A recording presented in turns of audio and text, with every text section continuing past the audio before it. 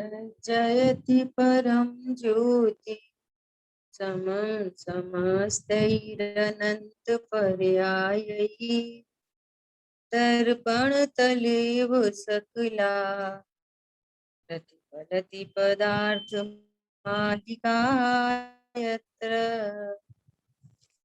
पुरुषासिद्धि उपाय ग्रंथ और 10 लक्षण पर्व की अपनी चर्चा चल रही थी।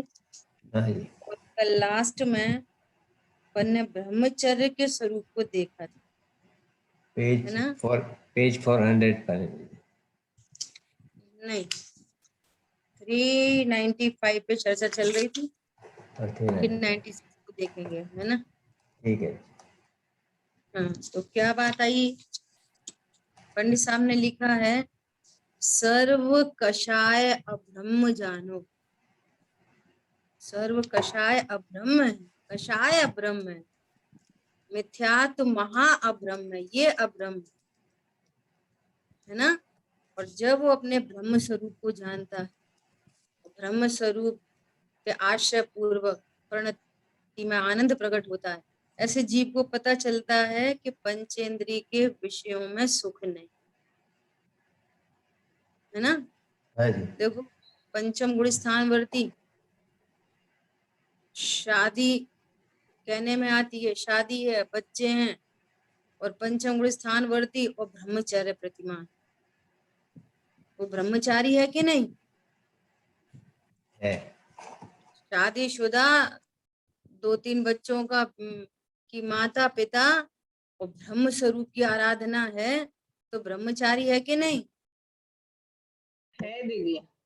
ये है ब्रह्मचर्य, है ना? और फिर वहां पांचवे गुण स्थान में स्वभाव का आश्रय बढ़ता जाता है। तो पहले स्व द्वारा संतोष वृत्त होता, और फिर कषाय का अभाव पूर्वक वो स्वपत्नी का भी त्यागी हो जाता। त्यागी इन द सेंस, निर्णय तो पहले ही हुआ था कि पर द्रव्य को मैं भोग नहीं सकता, फिर भी कषाय मौजूद है, तो उन कषायों में पर द्रव्यों के प्रति भोग आसक्ति दिखाई दे रही थी।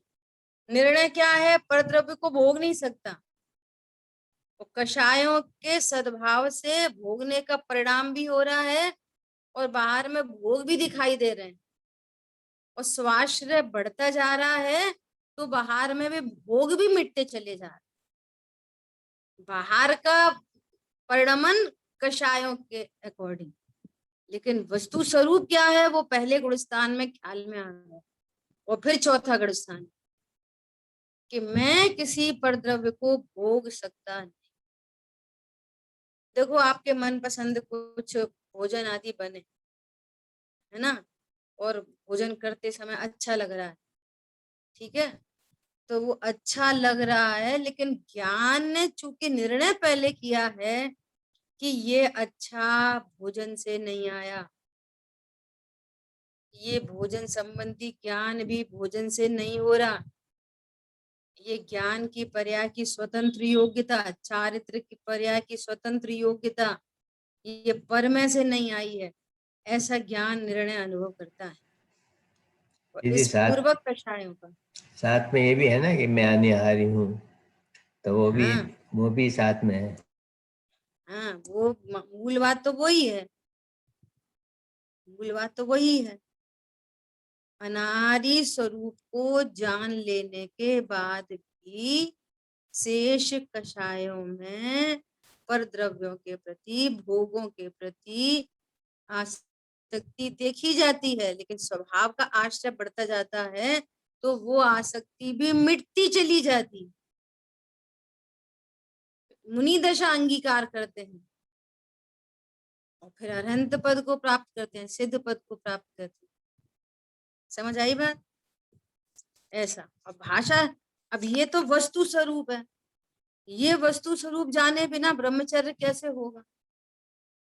ये टेक्नोलॉजी, ज्ञान की जानने की टेक्नोलॉजी जाने बिना स्वरूप कैसे पता चलेगा? और स्वरूप पता नहीं चलेगा तो धर्म प्रणति में कैसे प्रकट होगा? आदि बात समझ में? ऐसा। अभी क्या कह रहे हैं, यह दशा तभी हो सकती है जब आत्मा पंचेंद्रिय के विषयों को रोकने में समर्थ हो। ये दशा कब हो सकती है, जब पांच इंद्रिय के विषयों को रोकने में समर्थ हो।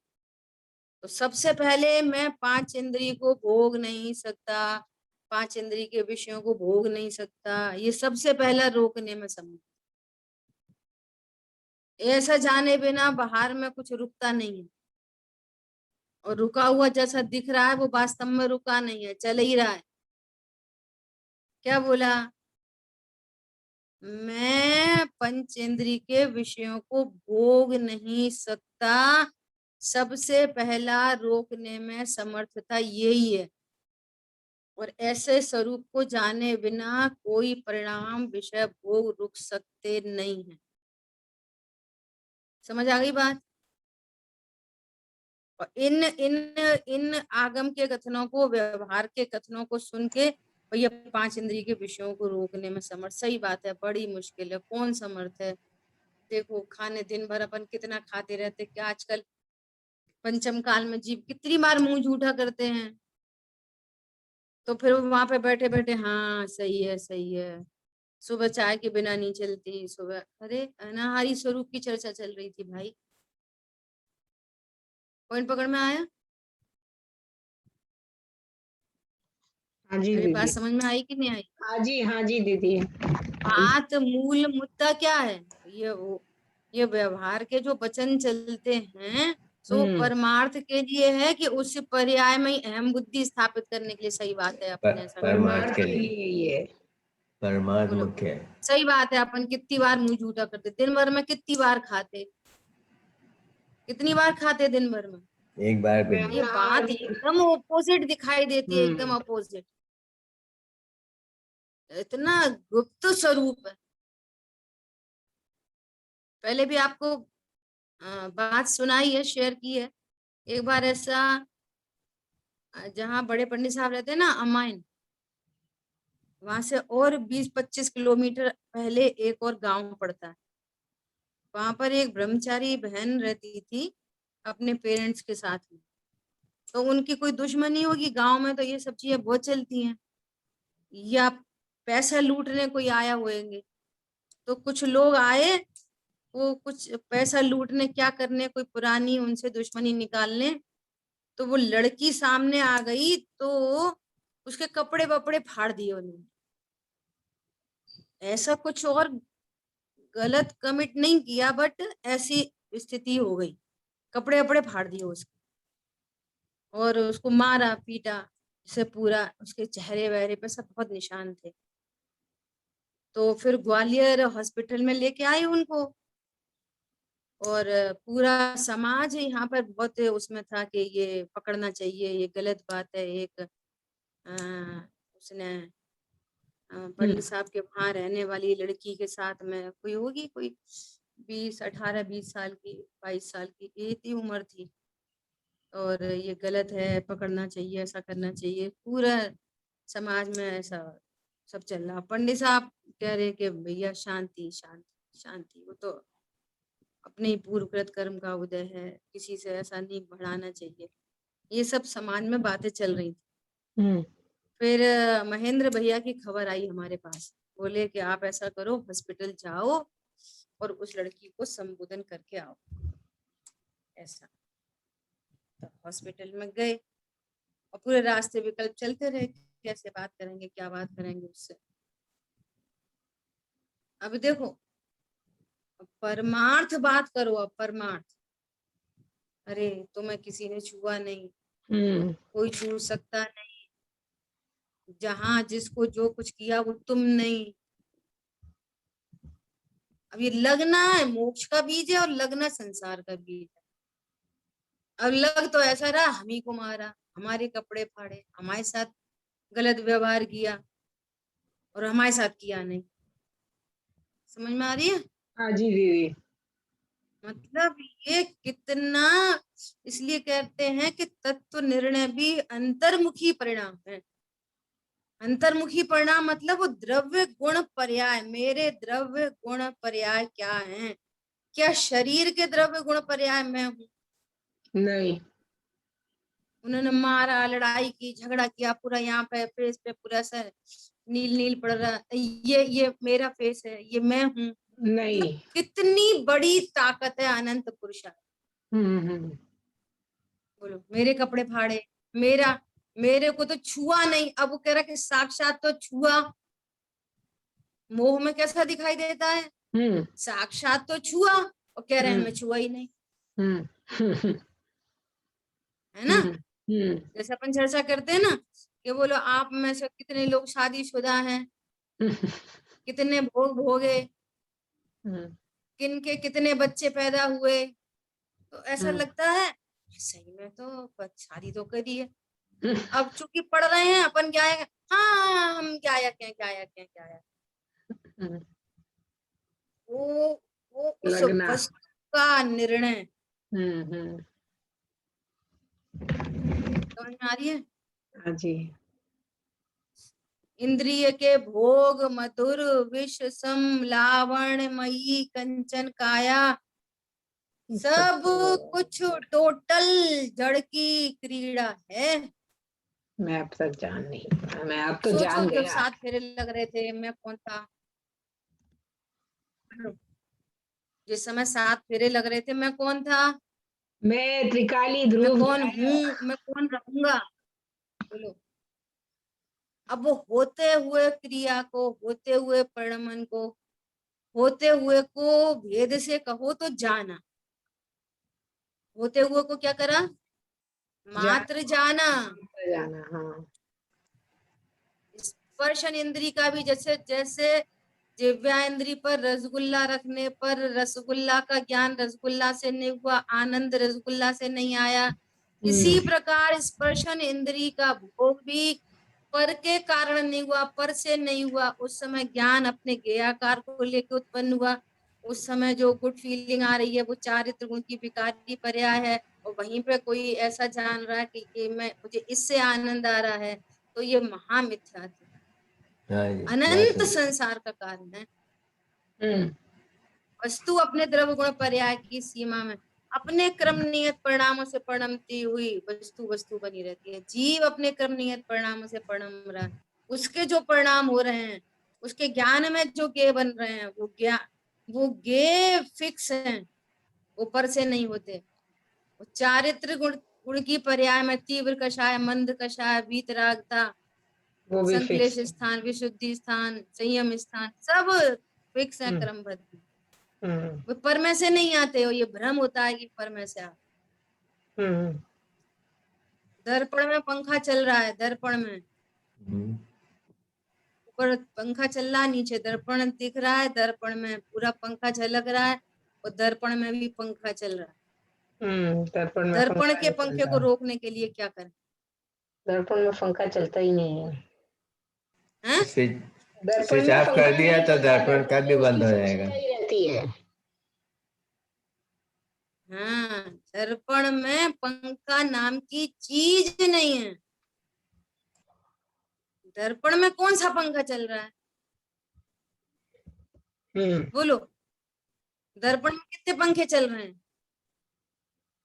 दर्पण में पंखे नाम की चीज ही नहीं है दीदी। पंखा ही नाम की चीज नहीं है।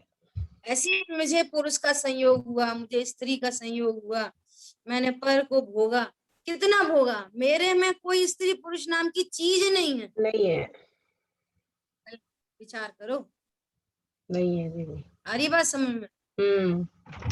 अब चलते हुए पंखे को क्या करें?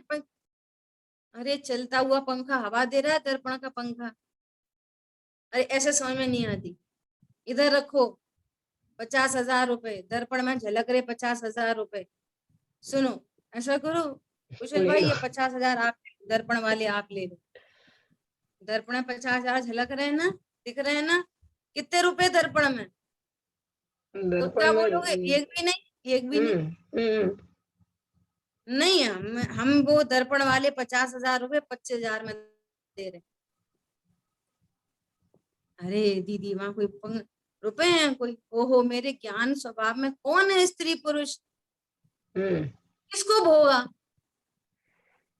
देखो बहुत गंभीरता से अपन सब यहाँ पे मैच्योर लोग बैठे हैं, आप विचार करो उसी समय कोई ऐसा गर्भ ठहरा है ना भैया, ये सब पुद्गलात्मक क्रिया है पूरी। कोई जीव कहीं से मर के विग्रह गति में होते हुए अब ये मनुष्य गति का जन्म इसी प्रकार से वो सिस्टम बना हुआ है, यही प्रक्रिया है। जैसे देवगति में उपवास शैया से उठते हैं ऐसे पूरा यंग एकदम, वहां कोई छोटा बच्चा ऐसा कोई जन्म नहीं होता, सीधा कैसा जन्म है वहां पे उपवास शैया उपपाद।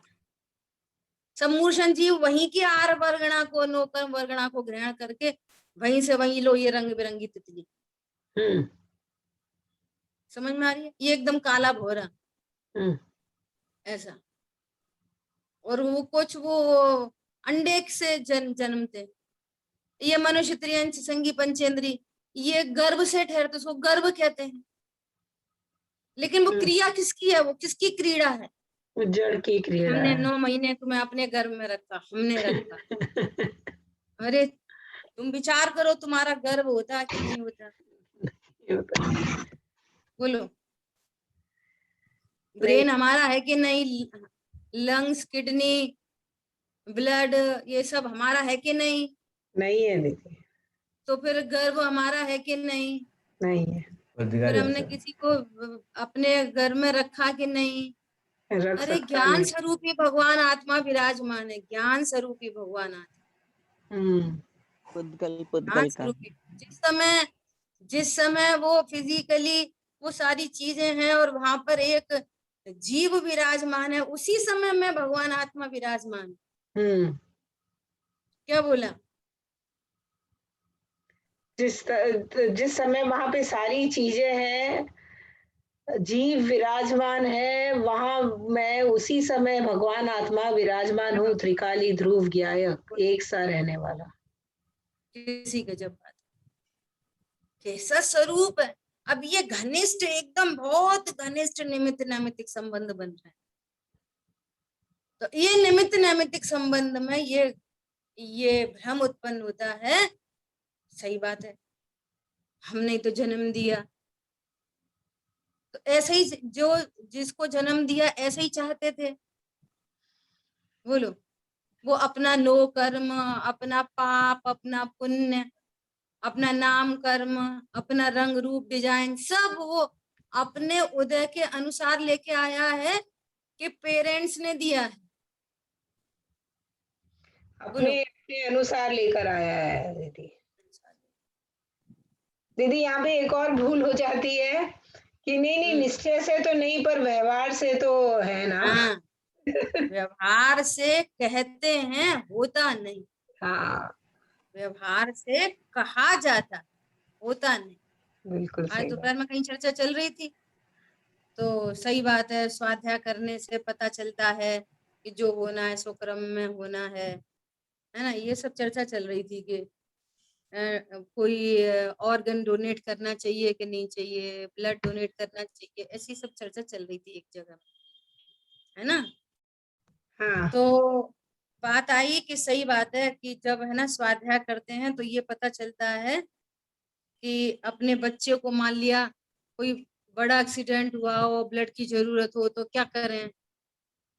अब वो योग्यता होगी रहने की, होगी तो रहेगा, नहीं होगी तो नहीं रहेगा, ऐसा है ना। तो अब मूल से बात चाहिए, मैं भिन्न द्रव्य हूँ, वो भिन्न द्रव्य है। मैं उसकी माँ नहीं हूँ, वो मेरा पुत्र नहीं। जब तक माँ पुत्र का ये असमान जाति द्रव्य पर्याय में अहम बुद्धि बनी रही, तो फिर कुछ कार्यकारी नहीं बनता। कषाय की मंदता तो हो जाती है, पर मिथ्या तो नहीं टूटता। क्या बोला?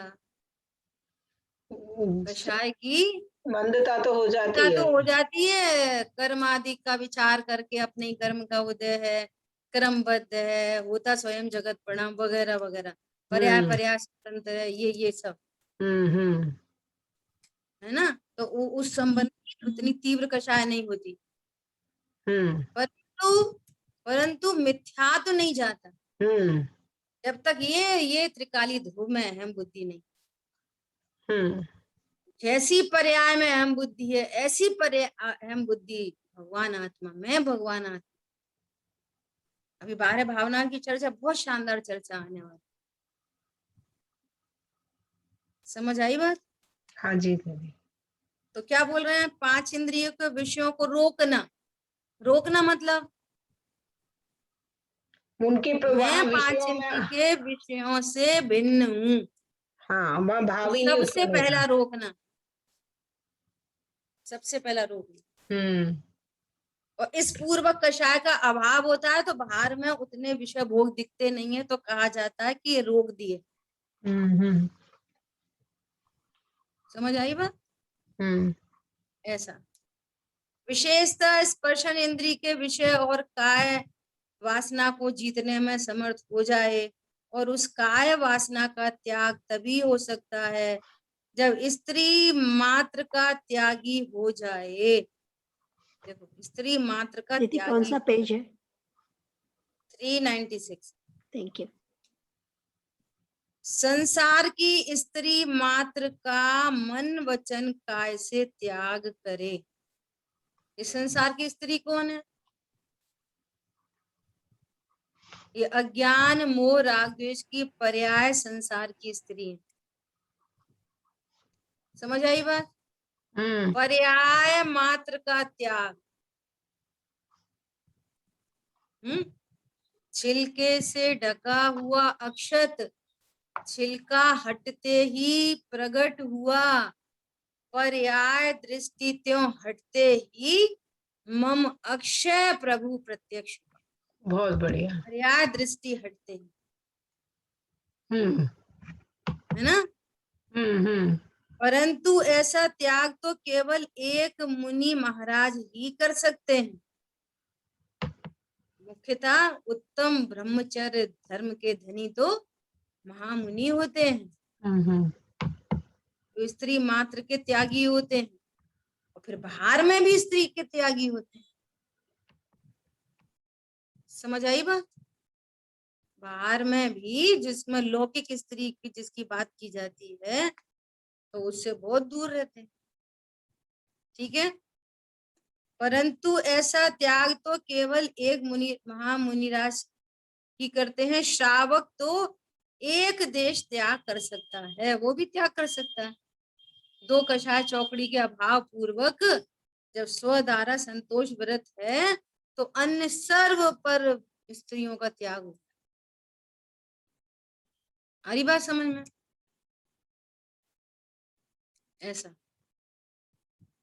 अर्थात स्व स्त्री में संतोष रखकर अपनी स्त्री के अलावा संसार की समस्त स्त्रियों को माता, भगिनी और पुत्री समान जानना, यही एक देश ब्रह्मचर्य का पाठ है। और देखो, ये जो व्यवहार की बातें हैं ना, ये भी घटित होती हैं, पर ये व्यवहार है, ये परमार्थ नहीं है। नहीं। परमार्थ तो अपने स्वरूप को जानकर अज्ञान मोह राग द्वेष की वो मोह मेरा कुछ नहीं उपयोग केवल एक में, वो राग मेरा कुछ नहीं उपयोग केवल एक। जब राग मोह मेरा नहीं तो फिर बाहर के शरीर वो तो बहुत दूर है, संयोग वो तो बहुत दूर है। मैं त्रिकाली ध्रुव भगवान आत्मा। बस इस निर्णय अनुभव पूर्वक ब्रह्मचर्य धर्म का पालन होता है, और जहां ऐसा निश्चय ब्रह्मचर्य होता है तो बाहर में जैसे अवक्ष आदि का त्याग होता है कि भैया अवक्ष का ग्रहण क्यों होगा जिसमें अनंत जीवों का घात है, और सुख वहां है नहीं, ये पता चल गया। क्या पता चल गया? सुख वहां है नहीं और अनंत जीवों के घात से क्या क्या लाभ हुआ। ऐसे ही यहाँ ब्रह्मचर्य में लगाओ, पर को भोग सकता नहीं, सुख वहां है नहीं, तो फिर अनंत जीवों के घात से क्या लाभ। चर्चा आई थी ना कि एक संभोग में कितना घात होता है, कितने जीवों का घात। जैसे एक आलू का भक्षण नहीं करते क्योंकि वहां अनंत जीव, ऐसे सब में लगाओ, 5 इंद्रिय में अकेली स्पर्श इंद्रिय की मुख्यता से ब्रह्मचर्य की चर्चा चलती है। लगाना किस में है? पांचों इंद्रियों में। पांचों इंद्रियों में। वो जो शील की 9 बाण है ना, उसमें से सारी चर्चा है क्या कि स्त्री संबंधी देखना नहीं, वहां नेत्र इंद्रिय की भी चर्चा आई है। कोई स्त्री के चित्र को भी नहीं देखना, है ना। और कुछ मेटल की, कोई संगमरमर की ऐसे कुछ स्टैचू बनी हो तो उसको भी नहीं निहारना। नेत्र इंद्रिय संबंधी बात हो गई, है ना। और उसके ऐसे शब्द नहीं सुनना, फोन पे बात नहीं करना, स्त्रियों से संसर्ग नहीं करना, और इंद्रिय की बात हो गई। पूर्व में कुछ बातें की हो तो उनको याद नहीं करना, उनको सुनना नहीं, है ना। गरिष्ठ भोजन नहीं करना, और बहुत कुछ तेल और परफ्यूम ये सब नहीं लगाना। सो घ्राण इंद्रिय की भी बात हो गई। शील की 9 बाण में 500 इंद्रिय संबंधी चर्चा। लेकिन वो इतनी गौड़ रखते हैं कि मुख्यता किसकी रखते हैं, मुख्यता इसी की रखते हैं ब्रह्मचर्य में, स्पर्शन इंद्रिय से रिलेटेड। बाकी चर्चा किसकी है, सबकी, पांचों इंद्रियों। ठीक है, ऐसा। शील की 9 बाण क्या है दीदी, बुक है कि क्या? शील की 9 बाण की चर्चा ये है कि 9 तरह के ऐसे परिणाम, ऐसे बाहर की चीजें जिनसे कि आपको ओपोजिट क्या कहना चाहिए, स्त्री मात्र के प्रति राग उत्पन्न हो जाए, तो ऐसे निमित्तों से दूर रहना। अब यहाँ बात स्त्री से चल रही है, मुख्यता से, पुरुष की मुख्यता से। हाँ, वो तो दोनों पे घटाना। से ऑपोजिट में भी लेना, हाँ, है ना। पुरुष मात्र से दूर रहना, वो स्त्री के लिए पंचम गुण, स्त्री भी पंचम गुण स्थान तक जाती है, ऐसा। तो उसमें ये सारी बातें हैं कि किसी दूसरे के पलंग पे नहीं बैठना, स्त्रियों से बातें नहीं करना, गरिष्ठ भोजन नहीं करना। क्यों, ये सब चीजें आपको स्वाध्याय से ही दूर करेंगे, तो आत्मानुभूति से तो दूर हो ही जाएगा। बस इतना मतलब। और दीदी जो ब्रह्मचर्य का व्रत लेते हैं वो व्यवहार में उनको भी शायद ये सारे रूल्स बताए जाते बिल्कुल हैं। बिल्कुल बिल्कुल। तो प्रदेश श्री की तो बात कि एकदम बहुत प्रसिद्ध जैसे है। इसीलिए वो लोग फिर हाँ, तो होटल के कमरों में नहीं रहते वो लोग मतलब वो बहुत सारी इस तरह की चीजें वो। बराबर। देखो ये सब चीजें तो हम मुमुक्षु हैं, यदि हमारा लक्ष्य बन चुका है, हमारा ये लक्ष्य बन चुका है कि हमें अब समुद्र में नहीं डूबना, तो ये तो एकदम जनरल कॉमन सेंस है। ये अगर देखा जाए तो ये ड्रेस कोड है हमारा, ये जनरल कॉमन सेंस क्या है, ड्रेस कोड है हमारा। जैसे इंटेलिजेंट बच्चे को भी स्कूल में ड्रेस कोड में ही जाना पड़ता है, वो चप्पल पहन के, वो सिविल ड्रेस पहन के नहीं जा सकता, यूनिफॉर्म में ही जाता है। ऐसे ही एक मोक्षार्थी की ये यूनिफॉर्म है। हाँ जी। क्यों अननेसेसरी फालतू का प्रलाप करना, समझ आ रही बात? समय कहाँ है इतना, बोलो समय कहाँ है, नहीं है। फालतू बातों का, फालतू हंस रहे हैं, बात कर रहे हैं, अब मस्ती कर रहे हैं। अब तो यहाँ से पता चल गया ना, हास्य कषाय है। ये ऐसे परिणामों में, मस्ती खोरी में ऐसे परिणाम है, अभ्रम का पाप लगता है।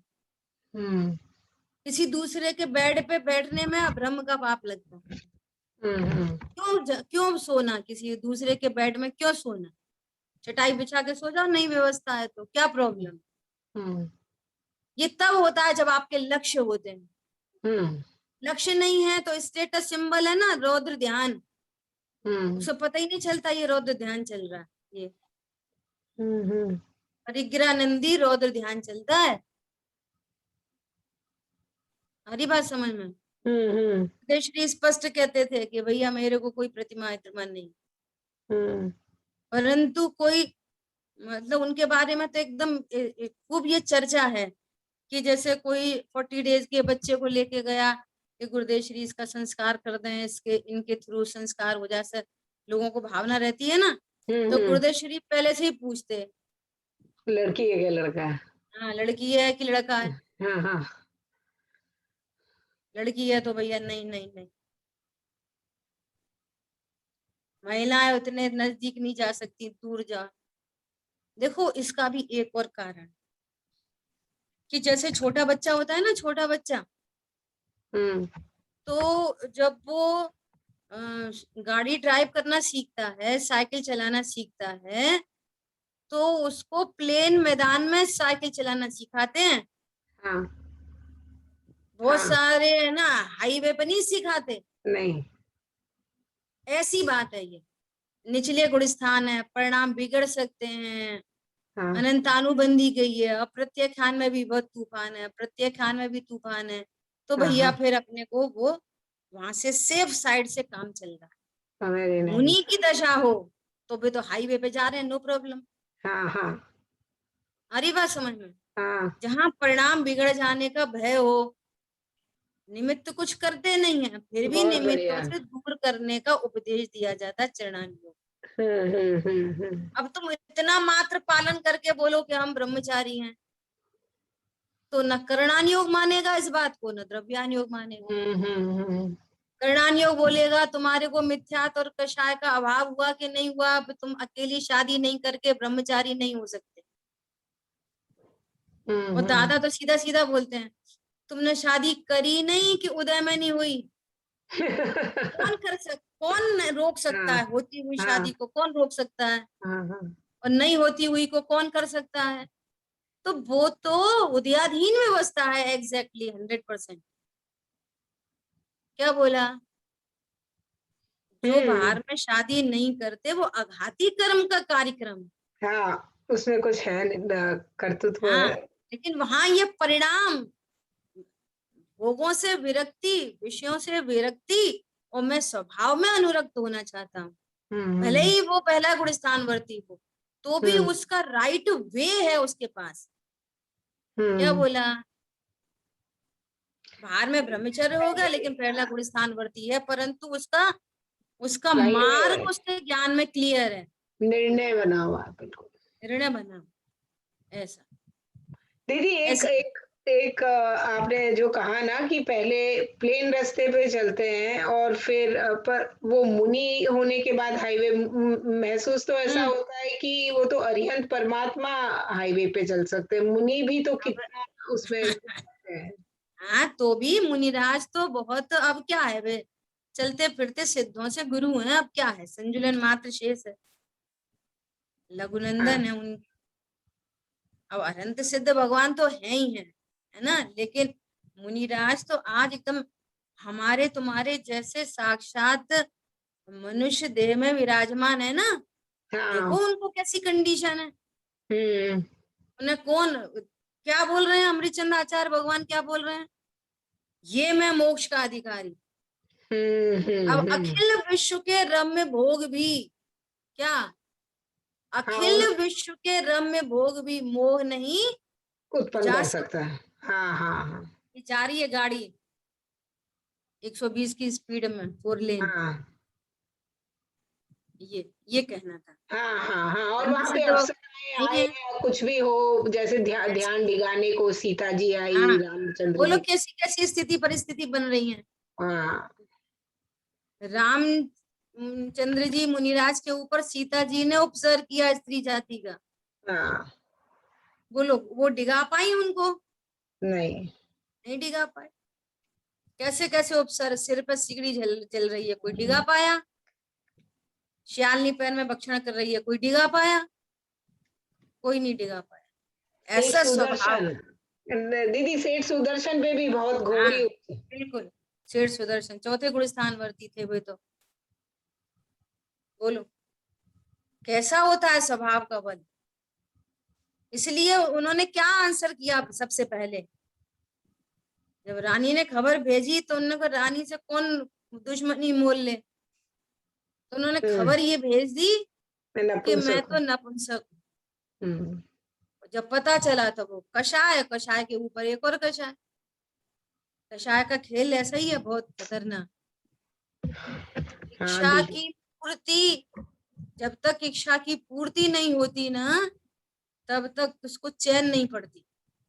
या तो इच्छा की पूर्ति हो, और नहीं तो स्वभाव के आश्रय से इच्छा का अभाव हो जाए। क्या बोला? बहुत बढ़िया। इच्छा की, या तो वो ये इच्छा जब तक होती है तब तक हाँ, उसमें चैन नहीं पड़ती, या तो उसका पूर्ति हो, उसकी पूर्ति हो, या नहीं स्वभाव के तो आश्रय अभाव, से उसका अभाव हो। अभाव, अभाव। ऐसा। ठीक है, तो एक चर्चा और करनी थी। क्या चर्चा करनी थी? कि जैसे जिन शासन में विवाह को शुभ विवाह क्यों कहा? विवाह जैसे अभी यहाँ बात चल रही है ना, स्व स्त्री में संतोष रखकर अपनी स्त्री के अलावा संसार की समस्त स्त्रियों को माता, भगिनी और पुत्री समान जानता है ना? तो एग्जैक्टली जो शादी है, जो विवाह है, वो तो अशुभ भाव ही है। अभी अपन मिथ्यात्व को साइड कर रहे हैं, है ना? मिथ्यात्व तो महापाप है ही, लेकिन मिथ्यात्व को जाने के बाद भी शादी करने का परिणाम, जैसे भोजन का परिणाम क्या, कैसा परिणाम है? पाप परिणाम। पाप परिणाम है। ऐसे पिक्चर देखने का परिणाम पाप परिणाम ही है। गाने सुनने का परिणाम, ऐसी शादी करने का स्पर्शन इंद्रिय संबंधी लगा हाँ, पांचों है तो पाप परिणाम। परंतु इसको शुभ शब्द क्यों लगा दिया आगे? तो बाकी की स्त्रियों से नजर हट गई। हाँ, ऐसा कि अब तक उसके लिए पूरा विश्व ओपन था, सो अनंत पाप का हेतु बन रहा था। अब उसको एक में संतोष हुआ और बाकी सबसे विरक्त हो गया। समझ आई बात? इसलिए विवाह को शुभ नाम दिया जाता है। और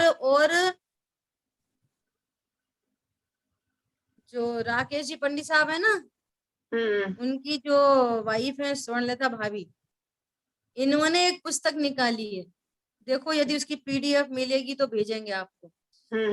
जैन संस्कृति में शुभ विवाह मतलब क्या, और उसमें दोनों के, पत्नी के और पति के पूरे रूल्स, अच्छा, पूरी कैसे कैसे तो विवाह होना चाहिए, किस रीति से, और पत्नी के कर्तव्य, पति के कर्तव्य, वो पूरी चीज उसके अंदर में उन्होंने समाहित की। इम्पोर्टेंट है दीदी। या वो दोनों, चलो अब वो कषाय है, नहीं मिट पा रही है ना, जैसे भूख लग रही है, बिना वो व्रतों में नहीं रह पा रहे, मुनिराज की तरह नहीं रह पा रहे एक टाइम भोजन करके, तो भैया 2 टाइम खा लो। ऐसे ही तुम विवाह के बिना रह नहीं पा रहे, तो चलो भैया एक स्त्री से विवाह कर लो, तो तुम्हारी दूसरों से विरक्ति हो जाए। लेकिन अब उस विवाह का अर्थ ये नहीं कि पापाचार, हम तो भैया हम तो गृहस्थी वाले हैं, हम कहाँ कुछ कर पाते हैं, हम तो गृहस्थी वाले हैं। ऐसा लोग बहुत बोलते हैं, हम तो कौन है, हम तो गृहस्थी में, हम कहाँ कर पाते हैं। गृहस्थी का मतलब ये थोड़ी तुम पाप का लाइसेंस मिला है ना। तो उसमें पूरा कि जो पत्नी है वो कैसे धर्म मार्ग में चले, कैसे प्रेरित करे, है ना, कैसे घर का माहौल अच्छा बनाए, कैसे धर्म के संस्कारित करे, पति को मार्ग में लगाए, पति पत्नी को मार्ग में लगाए, ऐसे पूरी चीजें हैं। इसका नाम है शुभ विवाह। क्या? दोनों एक दूसरे को धर्म मार्ग में लगाए, इसका अर्थ है शुभ विवाह। और लड़ाई झगड़ा, खाना पीना, बस ये वो उल्टा सीधा, ये नहीं। ठीक है, इस प्रकार अपन ने बहुत डिटेल से कोशिश की है 10 धर्म की चर्चा के लिए, है ना। देखो भावार्थ में क्या कह रहे हैं, इस प्रकार यह 10 लक्षण धर्म का वर्णन किया। इन धर्मों का पालन करना प्रत्येक प्राणी का मुख्य कर्तव्य है, कारण कि यही 10 धर्म मोक्ष का साधन करने के लिए मुख्य कारण है। 10 धर्म मतलब एक चारित्र गुण की शुद्ध पर्याय, जिसके बाहर में ऐसे 10 लक्षण दिखाई देते हैं। तो ये चारित्र गुण की जो शुद्ध पर्याय है, ये सम्यक दर्शन पूर्वक होती है, और सम्यक दर्शन सम्यक ज्ञान से होता है, वेद विज्ञान से होता है। तो जहाँ सम्यक चारित्र है, वहां सम्यक दर्शन सम्यक ज्ञान गर्भित है ना। ये रत्नत्रय है, दश धर्म रत्नत्रय है, मोक्ष मार्ग है, और ये अनंत सिद्ध अवस्था, पूर्ण शुद्ध अवस्था, मोक्ष को का हेतु है। हमारी बात समझ में? हाँ जी दीदी। इस तरह से अपनी चर्चा हुई है। और कहना ये है, जो गुरुदेव श्री के प्रवचन है ना इस पे, तो ये आप लोग खुद से इसको पढ़ना, ठीक है।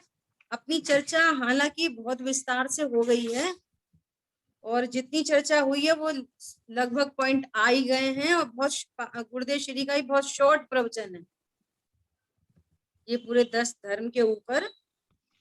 तो इसको आप लोग खुद से पढ़ना, फिर कुछ ऐसा लगे तो आप पूछना। और वास्तव में तो गुरुदेव श्री की जो पुस्तक है,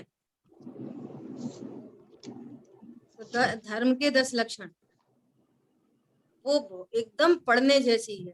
दादा की दादा की है। दादा की दादा की तो है, गुरुदेव श्री के प्रवचन है। अच्छा अच्छा। बहुत ही गजब की, पूरा जैसे अपनी पूरी चर्चा चली है ना, पूरा पूरा निश्चय परक, पूरा अर्थ, वास्तव में क्रोध क्या, वास्तव में मान क्या, वास्तव में लोभ क्या, और ये धर्म क्या, कैसी ये परिणति है। ये बहुत बहुत ही सुंदर चर्चा है, एकदम पढ़ने जैसी है। पतली सी पुस्तक है, बहुत मोटी नहीं है, बहुत सुंदर चर्चा है उसमें। ओके।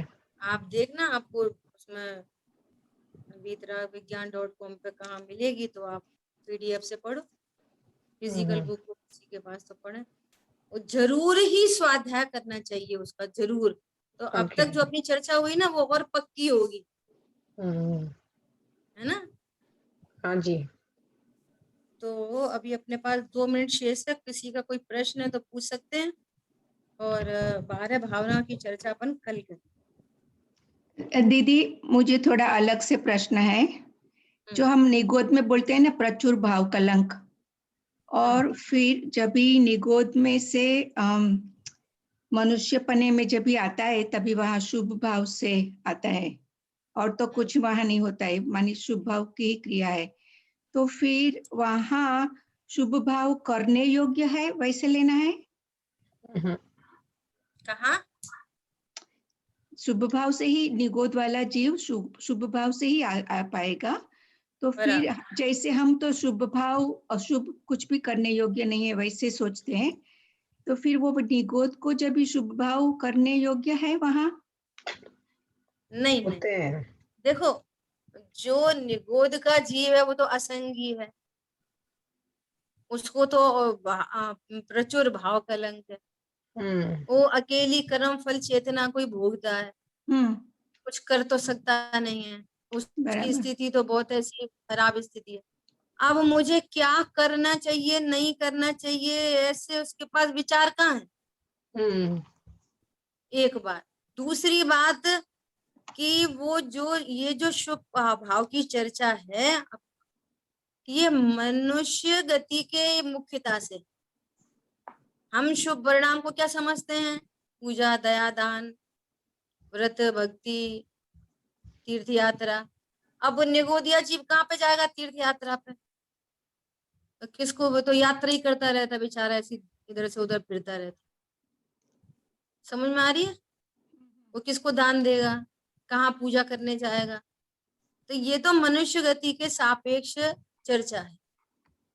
करणानि योग ऐसा कहता है कि हर अंतर मुहूर्त में प्रत्येक जीव के परिणाम बदलते हैं।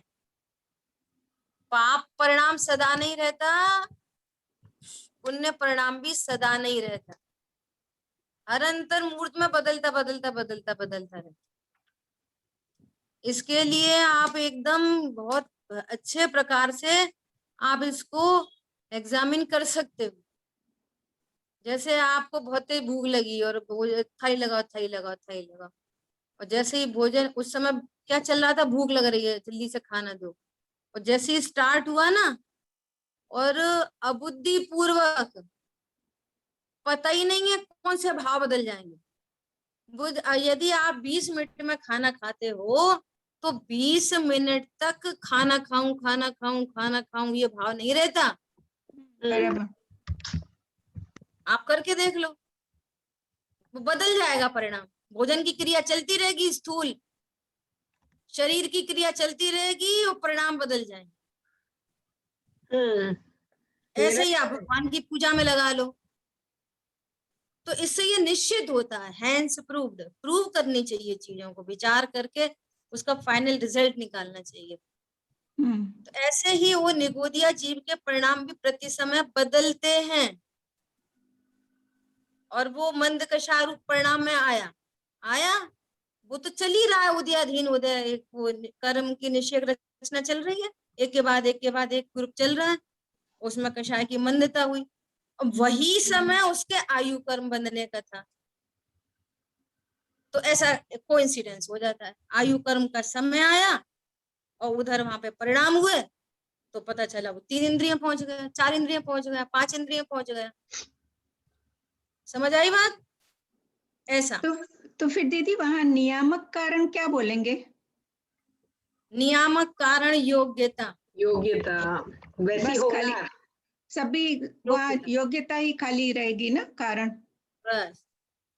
और उस समय क्या बोलेंगे कि हाँ जीव का भाव ऐसा था, और क्या बोलेंगे उस समय कर्म के उदय की मंदता थी, और क्या बोलेंगे आयु कर्म बदलने का काल आया था। वो सारा व्यवहार का कथन है ना दीदी। अब अनेक लोगों से लगा लो, आप अनेक काम बना सकते हैं, 5 समवाय लगा लो, ऐसा उसकी होनार, उसकी योग्यता, उसकी काल लब्धि, उसका पुरुषार्थ, करने के नाम पे क्या, नथिंग टू डू, करने का कुछ कार्य नहीं। अरे बात समझ में?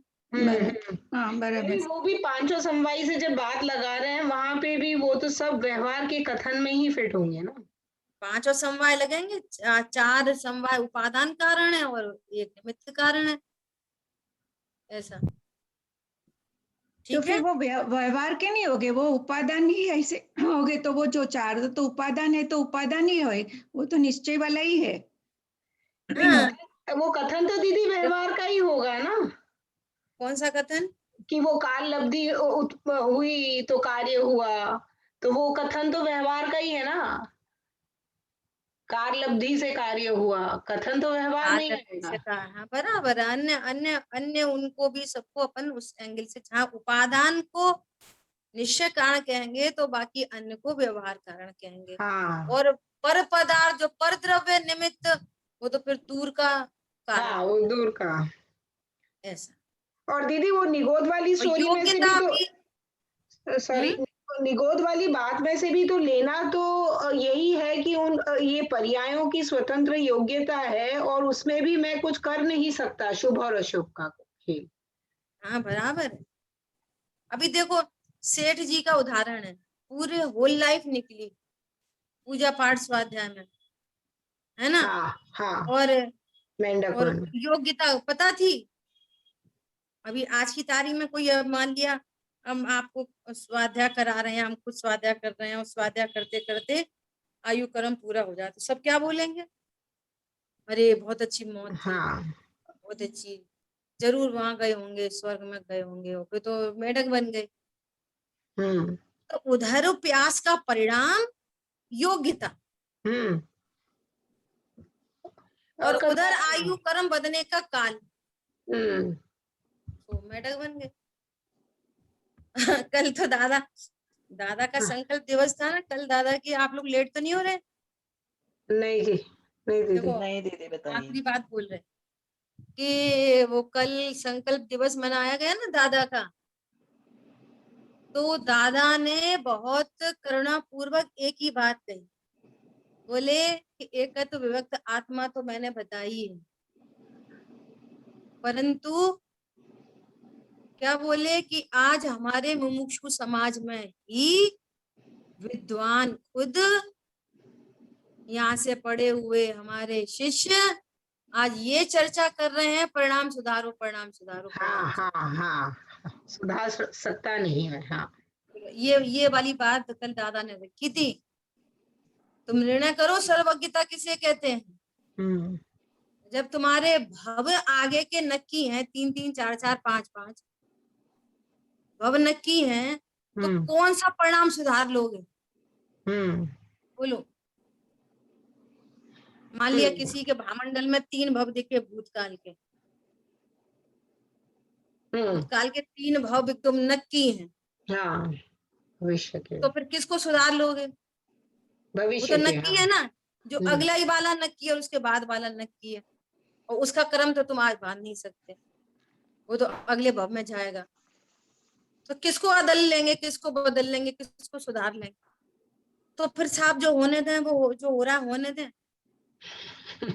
अरे फिर भी वो उधर ही पर्याय की तरफ ही देखता है। हाँ, ये वाली बात समझ के दृष्टि निर्भर होती है, कर्ता को ग्रहण और करती, अपरिणामी की ओर सन्मुख होती है। बहुत बढ़िया। हम आपके यहाँ आ रहे हैं, हम शुद्ध भोजन करते हैं, हम अपना छन्ना वन्ना सब लेके आ रहे हैं, हम सब करेंगे।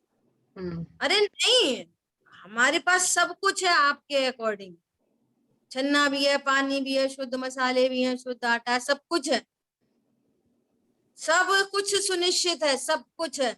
अब आपने बोला तो इधर ज्ञान क्या हो जाएगा? निर्भर। हाँ, अब जाएंगे आराम से, स्वाध्याय करके जाएंगे, सीधे बना बनाया भोजन करेंगे, विकल्प नहीं रहेगा कुछ। ये वो एंगल निर्भर करने का, निर्विकल्प बनाने का, अकर्तृत्व के आनंद का एंगल है वो। समझ आ रही बात? और जहां चरणानियों में परिणाम सुधारो की, मेरे को कल जिस सुनने के बाद बहुत विकल्प चले कि इस उपदेश में दिक्कत क्या है। चरणानियों के एंगल से उपदेश दिया जाता है, तो चरणानियों के एंगल से उपदेश को समझो, उसमें से परमार्थ निकालो। लेकिन जो ऐसे, क्योंकि योग्यता बहुत हीन है ना, इतनी परमार्थ बात बताते बताते तो पकड़ नहीं पाता, और उनका कहना है कि तुम ऐसी बात करोगे तो वो पहले से ही कर्ता बुद्धि लेके बैठा है, और अधिक कर्तृत्व में चला, तुरंत पकड़ लेंगे, वो वाली बात तुरंत पकड़ लेंगे, और अकर्ता वाली सब एक दूसरे को उपदेश देंगे, परिणाम तो सुधरते नहीं, स्वाध्याय तो बहुत करते, परिणाम तो सुधरते नहीं। भैया सबसे सुधरा परिणाम ये है कि मैं अपरिणामी, बहुत बढ़िया। सबसे बिगड़ा परिणाम ये है कि मैं परिणाम सुधार सकता हूँ। दीदी इज 10:38। क्या नहीं, क्या बोला था? बहुत बढ़िया। हाँ, सबसे बड़ा बिगड़ा परिणाम क्या है? मैं परिणाम सुधार सकता हूँ, वो सबसे बड़ा बिगड़ा परिणाम है। सबसे सुधरा परिणाम क्या है? मैं अपरिणामी हूँ। अपरिणामी हूँ, बस ये सुधरा परिणाम है, और वो बिगड़ा परिणाम। समझ लो किधर जाना है, ऐसी बात है। मतलब वो कल मेरे को ये लग रहा था, उनको ऐसे चिंतित दिख रहे थे कि मेरे मरने से पहले मैं समाज को ये कहना चाहता हूँ कि तत्व की बात करो, सर्वज्ञता की बात करो, वीतरागता का भाव वासन होना चाहिए। वीतरागता मतलब क्या, सर्वज्ञता मतलब क्या? अप्रभावी रहकर जान सके और जानकर भी अप्रभावी रहे। बहुत बढ़िया। ये ऐसे होते हैं हमारे भगवान, ये दादा के शब्द। ठीक है, शेष चर्चा आगे करेंगे। जिन वाणी के ज्ञान से सूझे लोकालोक, सो वाणी मस्तक नमो सदा दे तुम। बोलिए द्वादशांगमयी जिनवाणी माता की जय। जय हो। जय जिनेंद्र दीदी। जय जिनेंद्र दीदी।